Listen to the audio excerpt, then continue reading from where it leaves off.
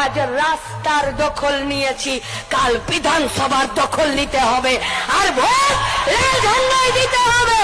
প্রশাসনের দালালি ছুটিয়ে দিতে আমরা লাল ঝান্ডা কাঁপিয়ে আছি। তৃণমূল কংগ্রেসের দ্বিচারিতা দেখুন, এদের আইপ্যাকের ঘরে ইডির রেড পড়ে যায়, এরা দৌড়ে চলে যায়। ইডি নিজের হাতের উপর হাত দিয়ে দাঁড়িয়ে থাকে, তখন তৃণমূল কংগ্রেসের চোর নেতা নেত্রীদেরকে, মমতা ব্যানার্জিকে এরা দেখতে পায় না।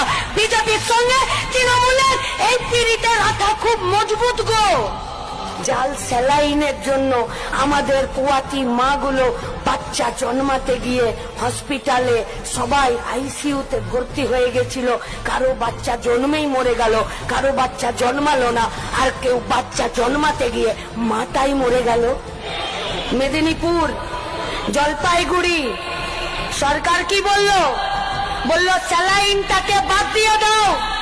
আরে স্যালাইন বাদ দিলে ট্রিটমেন্ট বন্ধ হয়ে যায় নাকি? কারা বানাচ্ছে এই জাল স্যালাইন? যারা তৃণমূলকে, বিজেপিকে ইলেকট্রাল বন্ডের টাকা দিচ্ছে। আইপ্যাকের বাড়িতে ইডির রেড হলে রাজ্যের মুখ্যমন্ত্রী মমতা ব্যানার্জি দৌড়ে চলে যায়। যখন জাল ওষুধে আমাদের মাগুলো, বাচ্চাগুলো মরলো, একটা জাল ওষুধের কোম্পানিতে রাজ্যের মুখ্যমন্ত্রীকে যেতে দেখেছো?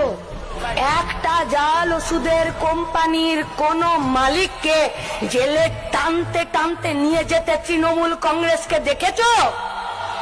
বিজেপিকে দেখেছো? এই চোর আর দাঙ্গাবাজদের বিরুদ্ধে সবাই মিলে একসাথে লড়তে হবে। প্রণাম।